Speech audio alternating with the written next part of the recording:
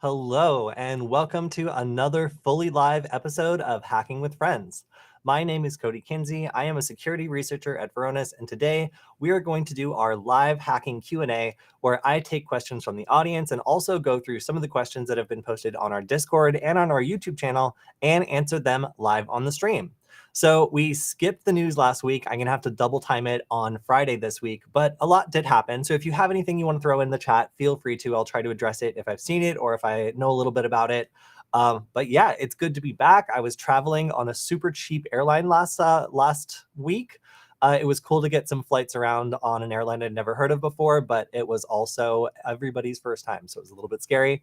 But yeah, so there have been lots of cool developments in our Discord community. So if you haven't joined it yet, I just want to give it a little shout out. And it always takes me a second to generate a new invite link, but I'm going to drop it in the chat per usual. And I just want to say, if you want to keep the conversation going after the stream is over, like if you're watching this on repeat or something like that, then here you go. I'm dropping it in the chat right now. Happy to see a lot of people on there starting to ask questions in our community. So as a way of rewarding those people, I'm going to go ahead and maybe switch over to that and start with some of those questions. Actually, no, I'm going to give you guys a little overview of what I've been working on because I think it's kind of cool to be able to talk about the things that I've been experimenting with and like what sorts of things have been happening on the research side of things. So let me go ahead and show off a little bit about what I've been working on. And then trust me, we will get to all the questions we have this week. But make sure, drop your questions in the chat. I am currently reading them. And to prove it, hello, Jacob and James and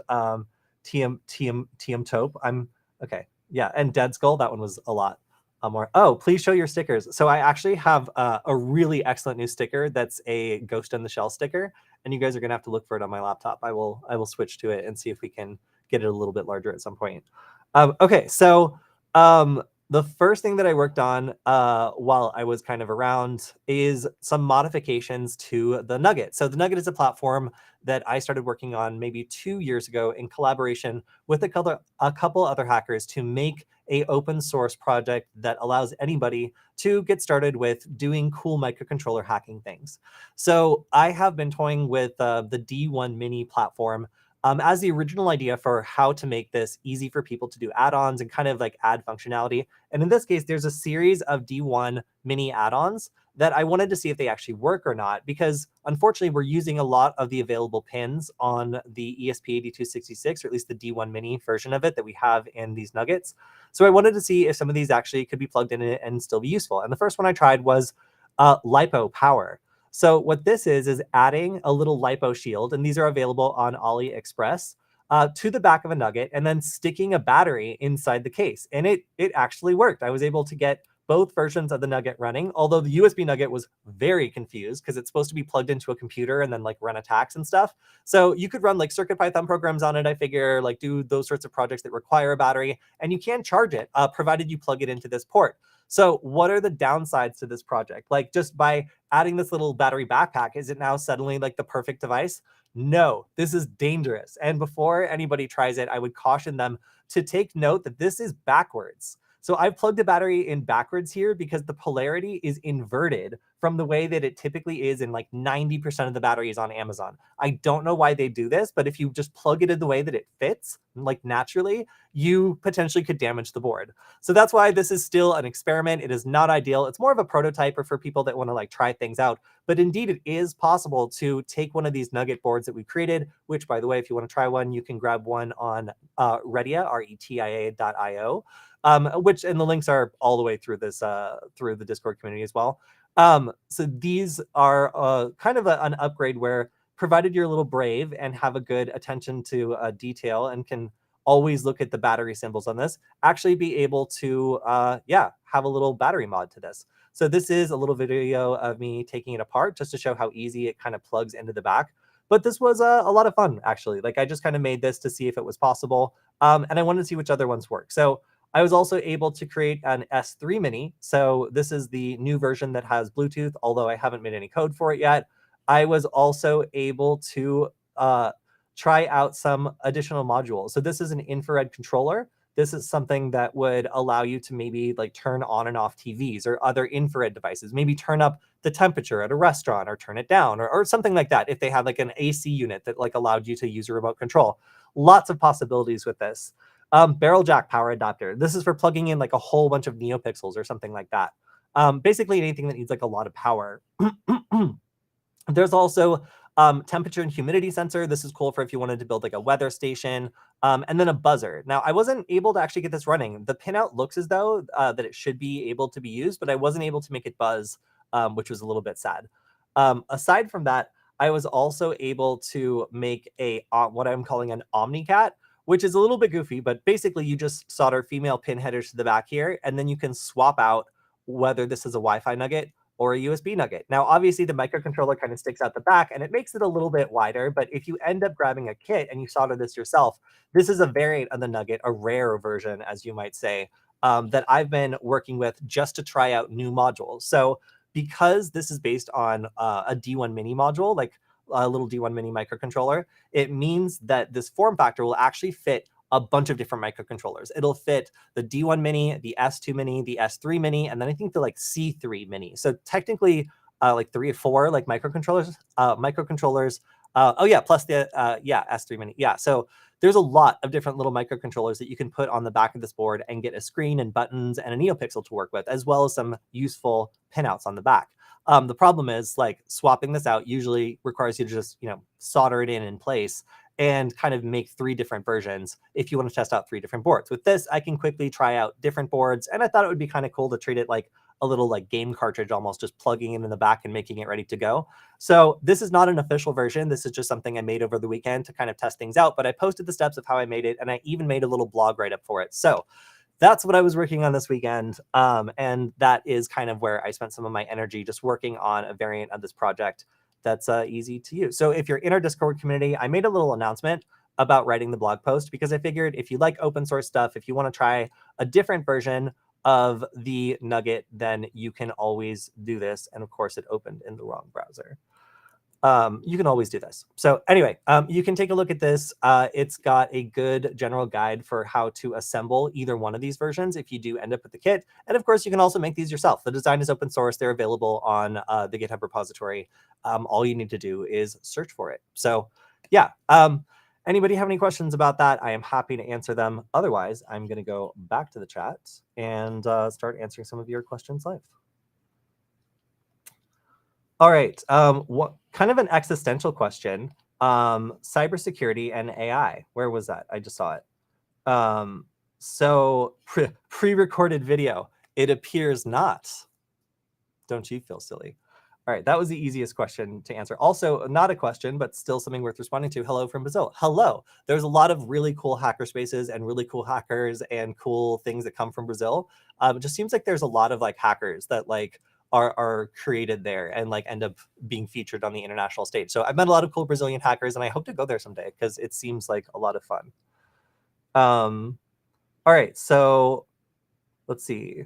Another question. What do you think about learning reverse engineering and exploit development? Do they value for future? Do they have value in the future? Yeah.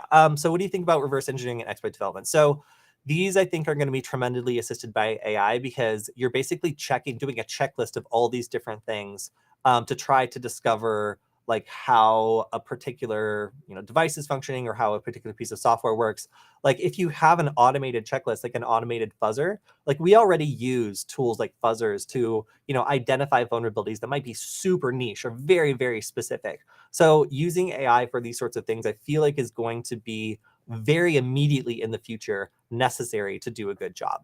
So if you are interested in AI and you also are interested in doing things the traditional way, I think that you're going to need both. So like for reverse engineering, like going into like learning how to use Ghidra, learning how to do like the basics of opening a binary file, and then like just looking at a regular program before you even get into obfuscation. People are really sneaky nowadays. And when I do the news, I really enjoy seeing the different ways that people have figured out to like speed up encryption for ransomware or like do other things that make it difficult for reverse engineers to learn about how a program is actually running, like to examine the real logic behind it. And that could involve things like waiting until a later stage to get most of the juicy payloads, so that you only get a framework or a dropper, like the minimum amount of code that's necessary to do a certain thing. So this is a super interesting cat and mouse game that, if you're interested in, requires some computer science experience. And because a lot of this is like tricky math stuff, if you're into like ciphers and codes and encoding and encryption, like this is probably a good realm for you, because most of reverse engineering offensively now has the assistance of potentially AI, or at the very minimum, tools that make it easy to make this difficult to reverse engineer. So yeah, like for in a modern sense, like this is becoming increasingly sophisticated. It does require computer science skills and fundamentals, but I feel like some of it is going to be automated to the point that if you had those fundamentals and you understood like the tricks people use and you could use tools to like uncover them, that you wouldn't need to be the most hardcore computer scientist. You would just need to be someone who's interested in staying up on the tools, especially AI like assisted tools that help you do things like, flood a bunch of different requests and like find like one particular one via fuzzing that ends up being the one that triggers a vulnerability. It just takes so much time manually and a lot of experience sometimes, that automating it is definitely something that's going to be happening and would probably be something worth keeping an eye out for. And again, that doesn't mean that it's not worth learning the fundamental skills here. In fact, that's going to be incredibly important while using the tools to not miss anything. It just means being open to these recent advancements, because I think they're going to be changing everything in cybersecurity. Pre-recorded video. Nice try. Oh yeah, and James has noticed that this is in fact the Mac that had a funeral and then was resurrected again. A local computer repair shop was able to say that apparently the battery was just, quote, really confused, and they were able to reset it, install a nice little NSA backup tool, and then give it back to me. So I want to thank them for that. Great to know that my computer was in good care, and it has, been resurrected again. And I don't think you can see my new Ghost in the Shell sticker. Oh yeah, you can. It's right here. Got a cool Laughing Man sticker that my friend got me while I was gone. So yes, these stickers are magnificent. This top one is one that I designed. It's based on a well-known hacker group, but I modified it and started using it as a little symbol for a group that I put together in Southern California that was like a computer science group, but then we also did events and kind of grew into what the Redia company is today. So as a little, it's got like palm trees and some other stuff as a shout out to Southern California, where that group was started. Women's Society of Cyber Jitsu, excellent group. WSC, wonderful people. This is Hackaday, Alpha Wireless, who sent me tons and tons and tons of wireless devices. And they are wonderful. And then, of course, our good Redia sticker. The centerpiece of this is actually the Crypto Privacy Village. So the Crypto Privacy Village at DEF CON is the one place where I get to be a celebrity like once a year, because I have tattoos that are ciphers that I designed myself. And I spent a lot of time on those ciphers. And only people that like ciphers can appreciate the effort that went into them. And I'm also very nervous that one of them is going to find a flaw, because I kind of did it like I spent a lot of time on it, but I was not an expert, and math was not my strong suit. And I made some tweaks, that's never good. So I really like Crypto Privacy Village. I met some amazing people there, and I wanted to give them a shout out. And so that's why Crypto Privacy Village is center stage there. I think that's most of the groups that I enjoy representing. Obviously, Null Space Labs, Debian. This one just says clown computing. I think that's funny. Aside from that, I also have some different spots from Hacker to Get, which is one of my favorite stickers, which is a hackerspace in Norway, specifically Oslo. And then also, I think this is the mystery hack. When I first went to the C3 conference, I was like, didn't really like know too many people there. And I got to work with a group of hackers that were making a badge that was a kind of like an interactive game. And that was super fun. I got to learn a lot about people's expectations, how games like that actually unfold in the real world, and then what it takes to put together a project like that that actually works. So I like to give that project a shout out, because it was one of the cooler things that I've ever seen done. All right, so I've addressed the stickers. Let's see. All right, here's a great question. I recently started using the ESP32. It's really cool. What is your experience with it? So when we work with microcontrollers, there's a lot of different ones that are useful because they have Wi-Fi. In fact, let me make a new window and pull this up so I can go through some of the ones I like to use. I'm just going to go to the documentation for a website of one of the big manufacturers, and we're going to talk about that here. All right, 1 second. I'm going to share it. Okay, so I really like Wemos. They make a bunch of these development boards that make these underlying boards more useful. So we have the ESP8266. That's kind of the first one of these boards that really caught on with hackers and became famous for how many interesting attacks you could do for how cheap this thing was. Now there's tons of different variants of this now. Like I actually like put together like a guide on buying these because they're just so confusing. But overall, like these are cheap, pretty powerful, but they only do Wi-Fi. They've got some limitations. For example, they can't capture handshakes, which means that as a result of the way they capture Wi-Fi packets, they clip off the last part of it that's actually useful for more interesting attacks, like capturing handshakes. So if we want to move up, we can go to the ESP32. So the ESP32 is a more powerful microcontroller that has Bluetooth and Wi-Fi. It also has some interesting features packed into it. Depending on the version you get, sometimes they come with like Ethernet, and there's some cool variants of this that are also capable of supporting like a little camera. Like the ESP32 cam is like super, super popular. So this base model is plenty powerful, has lots you can do.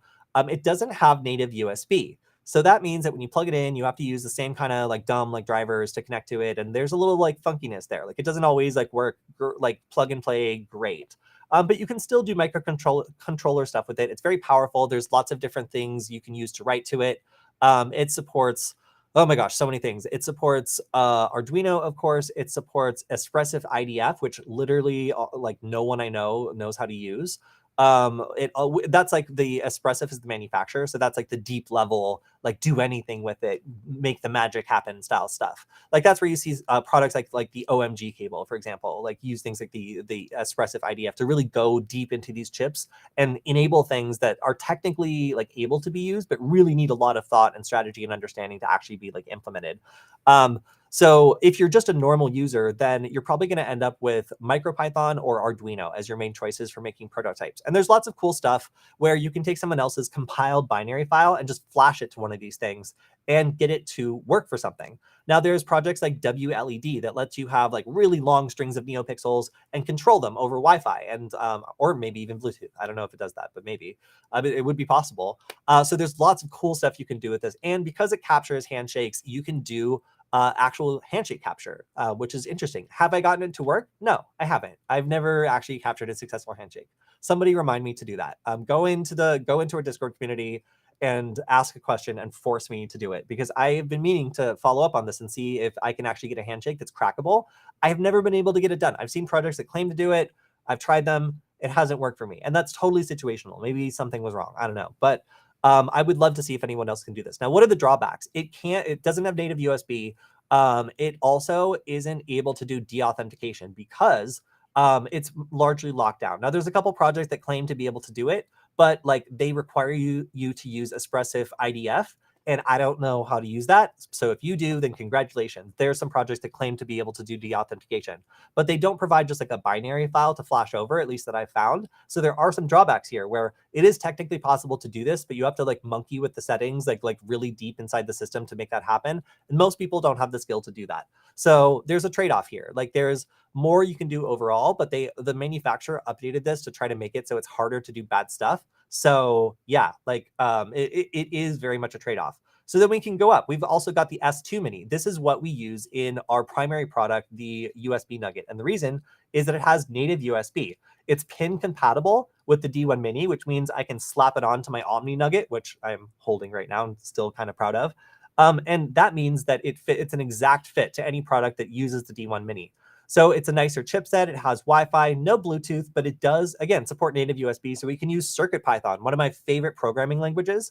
And that makes it super easy to run a number of different projects, add sensors, make custom stuff. And I find myself prototyping with this all the time. So I find this really cool. I like this board a lot. Then we also have a step up from that, the C3. So this is something that allows you to have Bluetooth, but no Wi-Fi and no native USB. So as a result, I don't care about it. But other people might, if you wanted to make like a Bluetooth connected light thing or like a project that uses Bluetooth, this might be your thing. Like this could definitely be something that you're really interested in.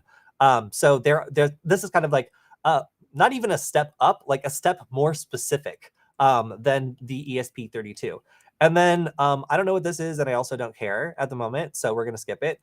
and we'll just go up to the S3. So the S3 has Wi-Fi, Bluetooth, and native USB. So I am extremely interested in it. I recently purchased a small run of these. So I'm actually I'm on our website. We're doing a small run of these kits where we're offering, if you want, we'll include an S3 Mini, so you can make one of these like prototype ones that theoretically, anyways, is supposed to support Bluetooth LE, 2.4 gigahertz Wi-Fi, native USB, and all this other fun stuff. I'm sure that it will be supported by CircuitPython at some point soon in the future. But this is really cool because if you wanted to build like a mobile application for like a bad USB device, like this would work, like, and it would be really, really fun to work with. So yeah, that's my 2 cents on microcontrollers, all the way from the ESP32 all the way up through the new S3 Mini. This is, again, just the ones that are being featured in development boards by Wemos. There are other ones that are either on the horizon or that have come out that I just like haven't highlighted because they're not available here. But these are the ones that I deal with on like a daily basis. And yeah, I bought like 60 of these when they first came out. So if you're really interested in playing with these and you want like them in a development kit, they're currently available for sale. You can check it out on Ready.io or go to the Discord server and find more information.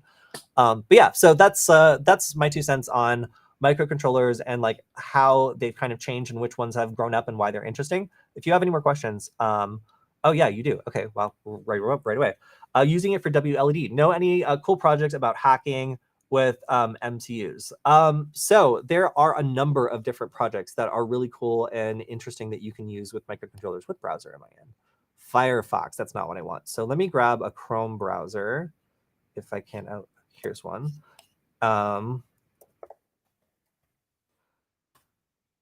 So one of the things that our friend Angelina has done recently, oh, this is full screen, that's why, has been make the nugget.dev website, which allows us to create a list of different supported projects depending on which one you plug in. So depending on which microcontroller you plug in, this website will automatically recognize it and then offer up the projects that are supported. So in this case, where's my, here we go. I'm going to just plug in my, this is a USB nugget. And what I should be able to do is click on connect my nugget, connect it, and then I should have a list of all the different things that are supported. Now, this is just a beginner list. Like, there's a packet monitor that allows us to like look for. I actually haven't tried this. I'm gonna try it now, and I'm a little nervous to see what happens. But this is a way of listing all the different projects that we've found, that we've tested, that we know are supported on these microcontrollers. Now, I didn't include like WLED because, frankly, like their website is so amazing. I'm kind of tempted to sorry, to show it, but let's see, is this working? Unsure. So I'm kind of like, I don't want to duplicate the functionality of like the installer of WLED, because if you haven't tried it, it's truly incredible. It like breezes through everything. It makes it really simple to take like a microcontroller that's just lying around and not being very useful and turn it into like a LED strip controller. In fact, why don't I do it? I'm just gonna do it for a second. So what is it like to install WLED? Is it hard? Let's find out.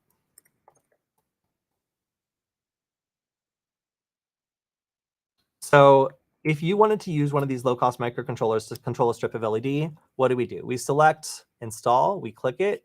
I'm going to click right here. I plugged in a Wi-Fi nugget. I'm going to, oh, this is already connected. Sorry. This is already installed with WLED.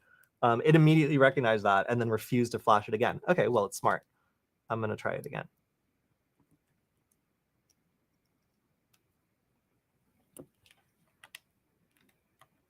I know that your question was about other projects, but I just wanted to highlight this project in particular because of all the things I found that work on these little microcontrollers. The one that I end up using the most is probably WLED because it just works and it's great and it's super easy. So you literally just click install WLED in the Chrome browser and it'll go ahead, prepare the installation, erase, and then flash it. So, all right. I'll let that run in the background. I just find it so fun that you can have a strip of LEDs lying around, and maybe like for my friend for their birthday, I just kind of soldered that together, and they found it wonderful. I also have been making 3D printed little enclosures for these NeoPixels, and then just flashing WLED and having them become like addable to Home Assistant. So if you have someone in your life that likes, you know, automated lights and, you know, adding it and being able to address it and stuff, like there's some really cool stuff you can do just with this. So yeah, simple as that. This should be ready to be used as soon as this is done. And it even connects itself to your Wi-Fi network right after flashing, which I found to be really cool. It looks like James is using the ESP8266 to transmit data from a solar charger controller over LAN. Yeah, that's cool. Yeah, there's all sorts of projects that are available for these things. And I find that Adafruit is a great source of ideas for how to use microcontrollers for all sorts of cool stuff. So this is done. And the next step, it's going to ask me for like my Wi-Fi information. I'm not going to type that in on the stream.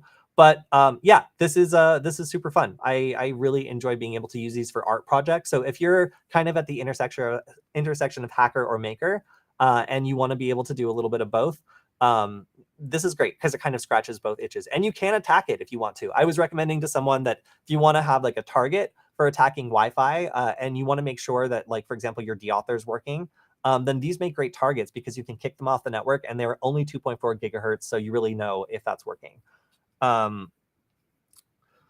Let's see. Do I know about the Astra operating system? They say it's the most secure OS. So as I've grown up as a hacker, I found this like this trend where, have you know those like memes where you have like the like Jedi at the end and like the baby at the beginning, both coming to the same conclusion, and then the person in the middle like struggling with like the hard thing? That's kind of how I feel about operating systems. Like I find that most experienced hackers are running like Ubuntu. And like people kind of in the middle are like in their like Arch Linux phase, and babies are using, or like beginners, let's say, are using Ubuntu. The reason for that is sometimes you just don't want to do so much stuff for a task that is not sensitive. Like there are some things where I could literally care less if the whole world is watching over my shoulder because it is work that I'm about to put out on the internet anyway, and I'm just too lazy to document it. So because of that, I frequently find myself using Ubuntu for like non-sensitive things, and my taste for experimentation has rapidly declined as the experimentation part has become less a part of my job. I still enjoy trying out new operating systems, but for example, my friend who was really into cubes 2 months ago is no longer using cubes, and I feel like that's kind of how it goes for a lot of these sorts of things. That being said, I do like checking them out. I just generally don't have time. Um, Also, all right, comment from James. Tasmoda and ESP Home are great projects for home automation. And then the Wi-Fi repeater is also a good project. Man, okay, yes. So you are shouting out some really excellent projects. Tasmoda is really cool. I was trying to use it for home, for just like controlling like a strip of lights. It's much more for doing like single lights or things like that, or like basic sensors or those sorts of things. ESP Home is great. And then the ESP Wi-Fi repeater is basically it makes it act as a NAT extender, like a Wi-Fi extender. So you can take maybe even like a chain of these and kind of extend a Wi-Fi network.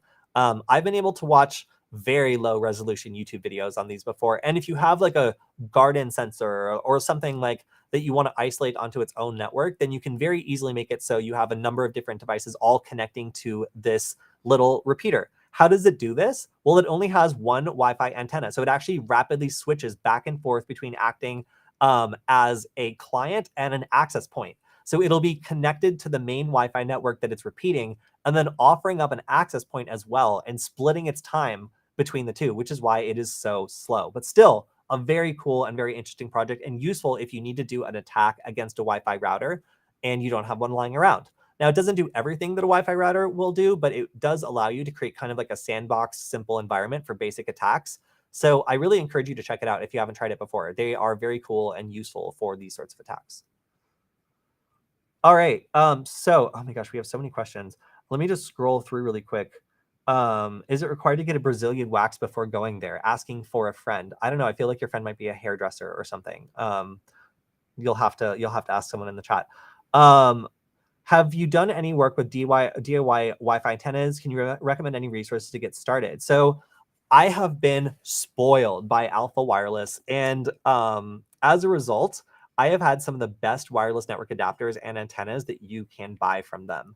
Let me quickly look up the video that we originally did on Security Forward. So this video If I can find it, let's see. Oh my gosh. Most popular. I think this is one of our most popular videos. Computers from blocks away. Wow, we actually have a bunch more popular videos now that it pop up. Okay, all right, here it is. So this is the video that I did where I got to use a number of different wireless network adapters. And in the end, I think I ended up using a, yes, we ended up using this monster of a Yagi antenna that was given to us from Simple Wi-Fi at DEF CON. So shout out to them for helping to inadvertently sponsor this episode.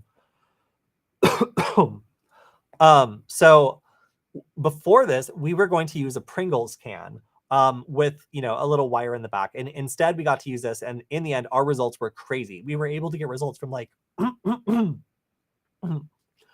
like 3 to 5 miles away. So I should do a follow-up episode on this on one of my trips to Los Angeles and see if we use like a Pringles can, whether or not we can meet that or like what the difference is, because we already have data from using like a traditional style wireless network adapter. So to answer your question, I have not used one yet because I've had so many powerful alternatives at my disposal, but I would like to maybe do a test to see what the difference is between using something really powerful like that and then like an improvised thing like a cantenna.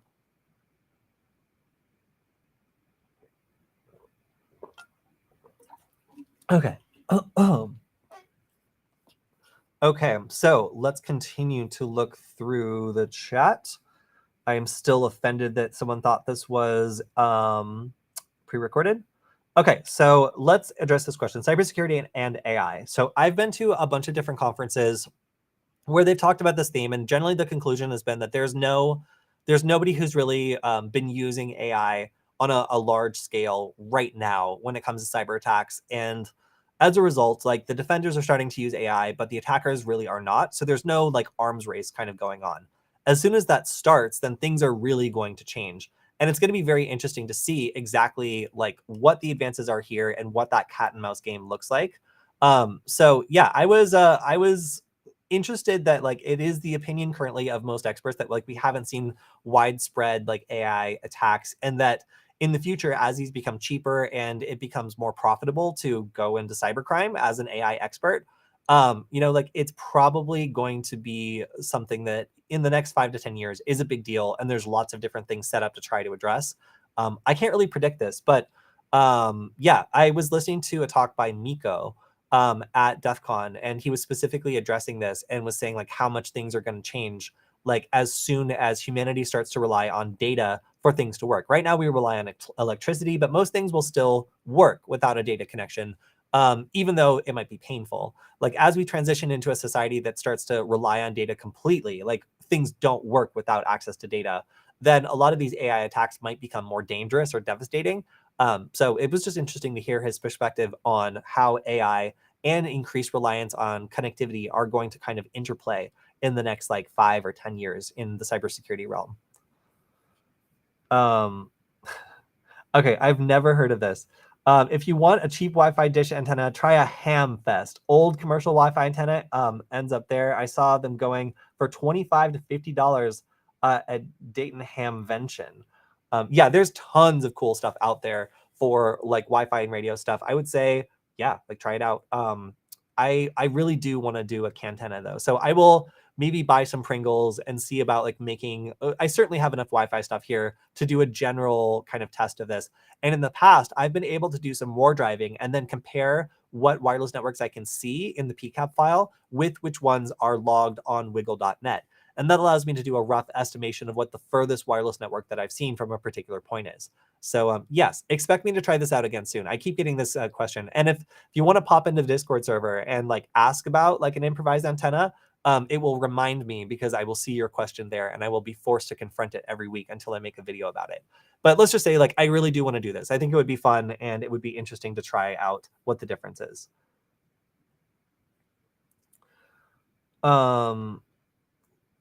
Cool. All right. So I'm going to go over to our Discord server, and I believe that there were some questions there.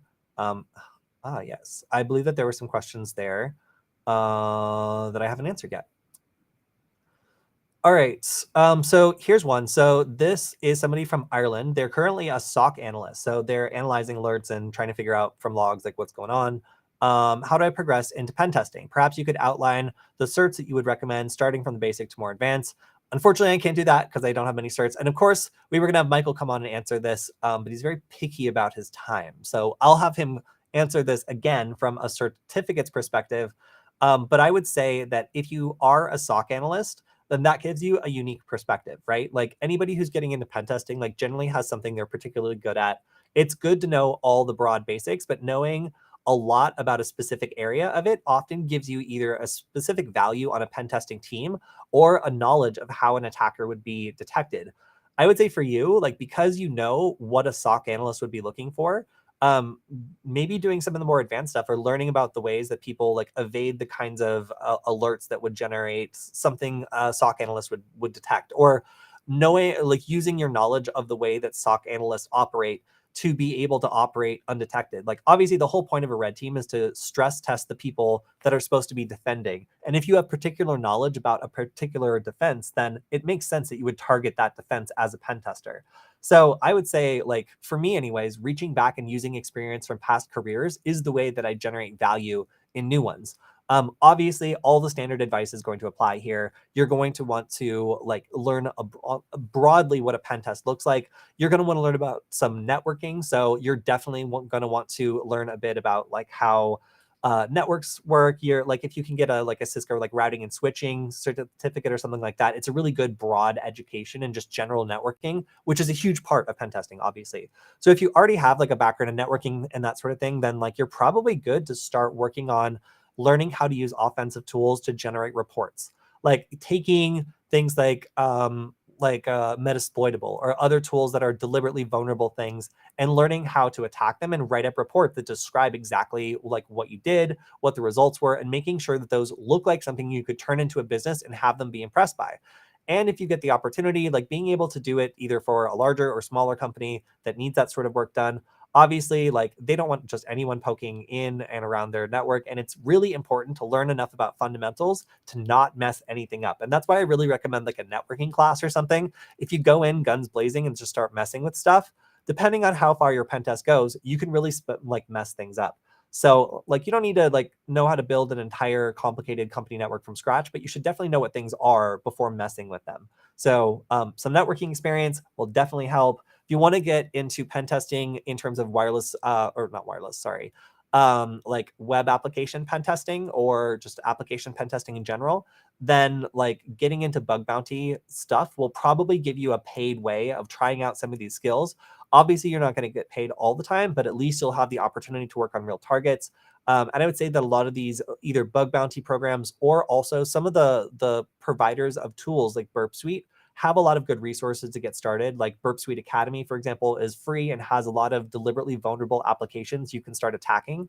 So you can also brush up on your social engineering. Obviously, going to events like DEF CON or other places where there's going to be villages popped up that are specific to your interests, and you can ask questions or participate in events that like might be more tuned to your personality or what you're focused on. All of those things I think will be valuable resources.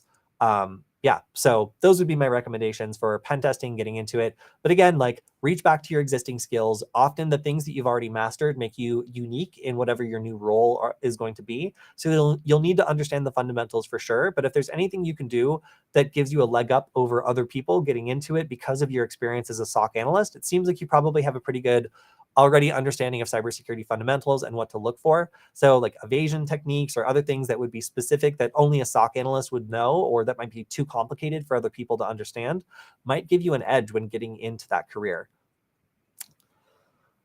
All right. Let's see. Oh yeah. So also James is mentioning that volunteering IT is something that often can get you in the game and show off your skills.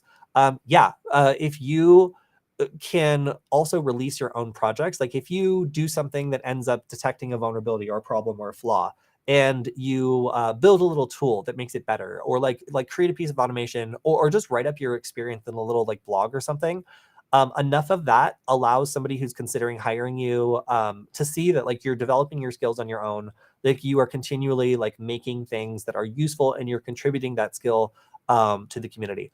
A great example, I would say, is my friend Angelina Tsuboi. I'm beginning to suspect that's not how her last name is pronounced, so I'm gonna have to double check. But but she has been continually making projects and documenting them in a way where every time she takes on a new skill, she turns around and tries to make it easier for the next person to learn how to do it. That's a great strategy, frankly, for getting people to notice you as you get into a new like skill set. It kind of tests yourself. It forces you to practice writing things up in a human readable format, which is frankly like a huge portion of what your job is probably going to be.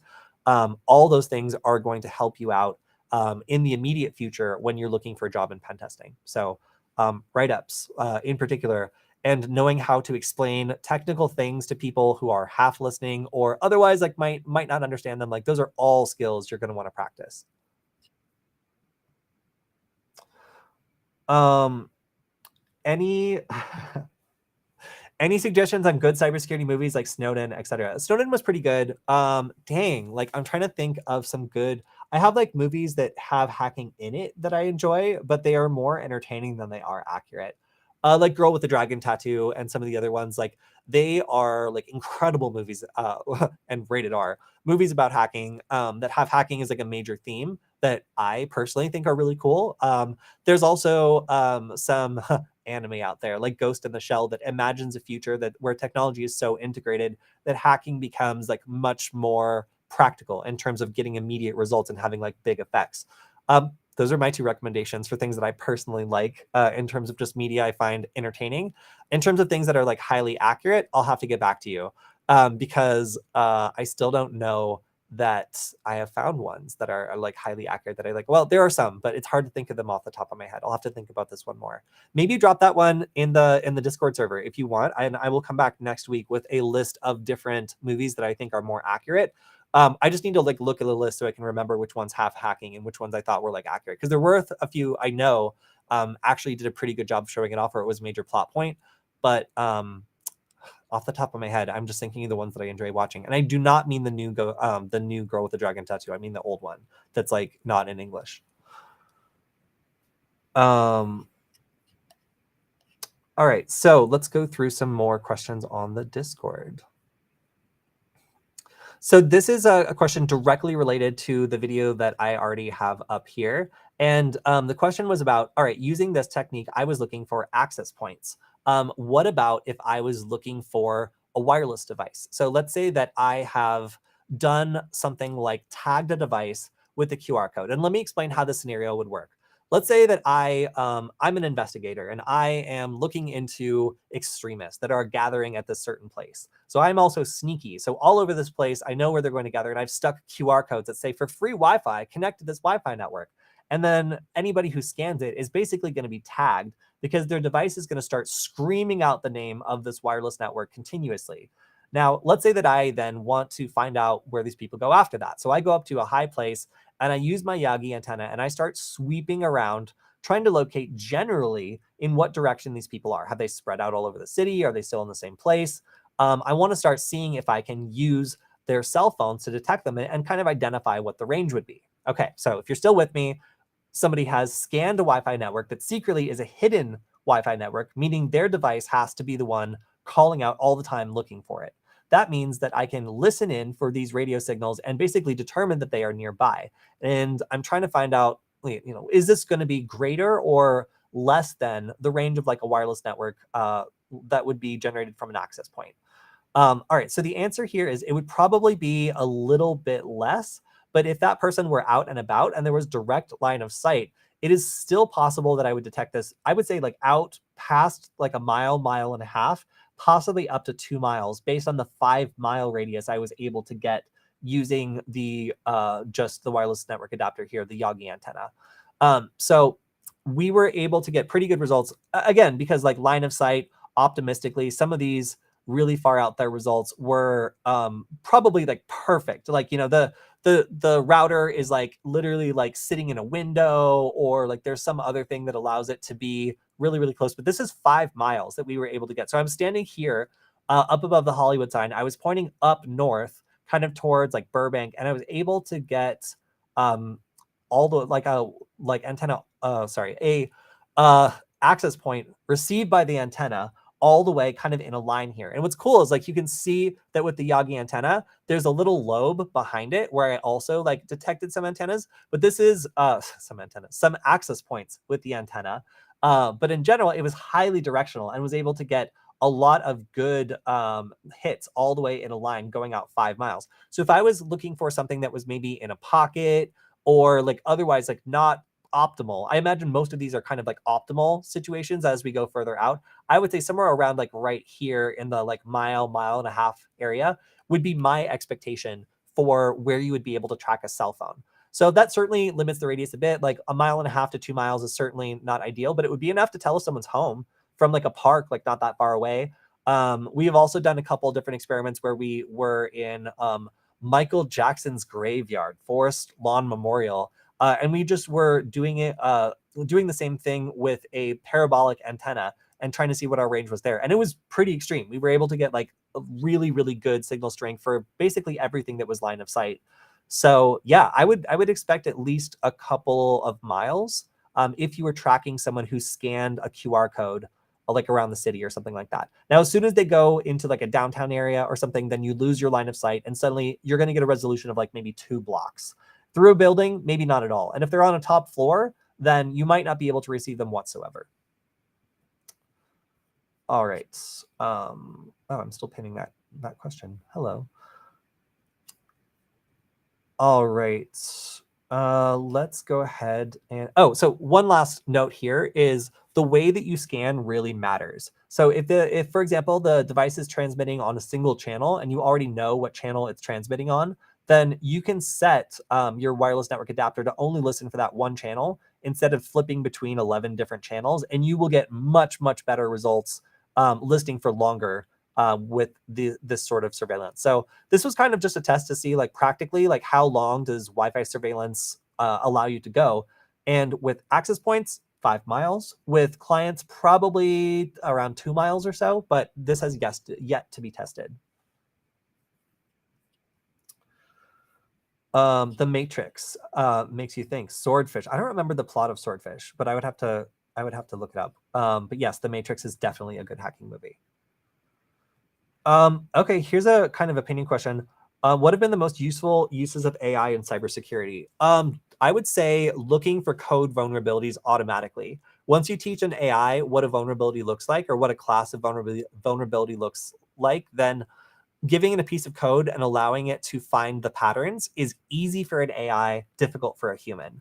I would also say that large scale like fuzzing and automation like are going to be like something where you can give it information about the device and it should be able to select the appropriate tools and then run exhaustive, boring tests on the behalf of the person who's actually testing the thing, and then report back about interesting findings that the human can then investigate. Those are the sorts of things that I think are going to be immediately very, very useful for people making code. When it comes to attackers, the ability to generate plausible looking phishing campaigns with zero human interaction is going to be a game changer for tricking vulnerable people. Like anybody who is in a vulnerable class of someone to be taken for a ride with social engineering, we're going to be seeing like phishing campaigns via like text and email, and maybe even via phone, that are able to use AI to make it so that no human needs to be in the loop and there's no mistakes anymore when it comes to like misspellings and other things like that. So we're going to see a lot of these big data breaches be processed through these machines that have been created to like do large scale attacks all at the same time. And we might wake up one day where, half of the population in the United States has been robocalled or robo-texted by a criminal organization, and like people have lost like millions of dollars just because like it happened too fast for people to really react or spread information about this being a scam. It's entirely possible that we'll see the enablement of scaling of these sorts of attacks via AI, and that's going to be a really interesting thing to kind of think about and see. From the defender standpoint, the ability to recognize attacks as they get started or even identify the specific tool being used, those sorts of things will allow a lot of these attacks to be identified early on and make them be able to be detected by fingerprint or by like the smell of the attack, the characteristics of the attack that it's been trained on. So those sorts of automated defenses that are able to not just like find suspicious things, but identify the tool that's being used against it, allow for interesting modes of attack, like exploiting the tool or like causing like a specific type of interference or otherwise like identifying the party behind it. Like I think we're going to see some benefits from AI that allow us to, for example, for a SOC analyst, know not just that there's suspicious traffic happening, but also like what the tool is behind this and who might likely be behind the attack. That would all be very interesting information rather than just getting a bunch of alerts that something terrible is happening. All right, so let's go back to the Discord server. Fingerprint brute force. Whoa, James, this is such a long question. All right. They bypass the attempt limit and there's no rate limit on Android that I'm aware of. It's not useful on iOS yet because they only get 10. Sorry, James, I need to read this further before I comment on it. Give me just 1 second. I just want to see if there's a fast one out here. If not, I will come back to this in just a second. Oh, that's me. Okay, I did that. And I answered the Yagi. Okay, so no, we're on fingerprint brute force. All right. My turning off for phones are by perfectly entering the wrong fingerprint several times when it's disabled. Sounds intended. My theory is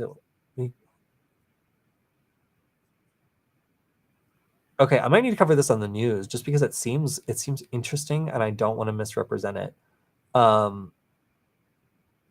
Fingerprint brute force attacks. I've never heard of this, James. All right, so a new attack called brute print, which brute forces fingerprints on modern smartphones to a. Okay. By explaining what they claim to be 2 0-day vulnerabilities, cancel after match fail and match after lock. Okay, so they can also do a man-in-the-middle attack to attack hijack fingerprint images. What? Okay, that's the more interesting one. So, all right, I'm going to come back and cover this one when I have a moment to actually read through and interact with it. But it looks as though an attack that's designed to either like capture fingerprint images, which would be highly problematic, because these are supposed to stay on the device and like never go anywhere and not be retrievable. But it looks like, yeah, an attempt to be able to get around different ways that Android locks you out if you use the wrong fingerprint. Yikes. Okay, I'm gonna take a look at this later and go back and analyze it. Yes. Yes. Okay, it was intended for the news. I did miss the news last week. So if you have any other news, then please also drop that in the live chat or anywhere else you want to in the Discord server, and I will pin it and make sure that I cover it. Yeah. All right. So want to shout out and thank everybody in the live chat today. I'm almost out of time. So drop in your questions if you have one. Want to, again, thank you to everybody who's been active in the chat. We've both been helping people with nuggets, talking about new updates. And thank you, Jacob. I am absolutely going to recommend some hacker movies as well. So yeah, definitely join the Discord server if you want to continue the conversation after. Or if you're watching on replay, make sure to follow the Security Forward channel. And of course, I am going to give my general shout out to our sponsor, Varonis. It is only through them that we're able to do any of these videos. They give me time to work on this every week. So if you enjoyed the stream, make sure go to varonis.com/Kody, which I'm going to go to right now. That's KODY. And check out the event that we're going to be promoting the week. I think I actually need to update this link, but every week we'll have a new event here. This one is the replay of the Demystifying Security Posture Management. This is talking about how organizations structure their data. So if one person gets breached, it's no big deal and they don't lose everything. So yeah, of course they do check this link. So if you want to make sure that they continue to allow us to do the stream, click on that link, varonis.com/Kody, and you'll be supporting our sponsor. All right. Great to have everybody on the stream today. If you liked our last stream with Angelina Tsuboi, I feel like I'm getting her last name wrong. But if you enjoyed that stream, please let us know. She's pledged that she will be indoors and the police will not be surrounding her next time. And if you don't know what I'm talking about, feel free to check out the last stream. But she was talking about a number of her different projects that are frankly awesome. Some of them involve surveillance like satellites, like being able to tell where they are, pulling from public APIs, and some other really cool stuff involving the Nugget. She's the one who is responsible for the Nugget's new website, nugget.dev. So yeah, if you would like to have more specialists on, I'm looking at having Aria back on. She was the hardware specialist we had on to talk about like hardware hacking. or Angelina back on, then please let us know, shout out in the chat, and we will invite them back. I believe we might even have Angelina back on as soon as next week. So if you have any questions related to her projects or, specifically aircraft, Angelina is all about like anything that flies, she wants to hack it. So if you have questions about like aviation hacking, getting into it, what the landscape is like, what her journey has been like, or what types of technology is used by both airplanes and drones, Angelina is the one to ask. She is certifiably obsessed with it. So always interesting to hear from her. And yeah, good to have some guests on the stream. So, all right, we will talk to you next Friday, this Friday, where we'll be going over all the cybersecurity news, possibly from last week and this week. So there will be a lot to talk about. So stay tuned and we'll see you then. All right. See you next time, everyone. Bye.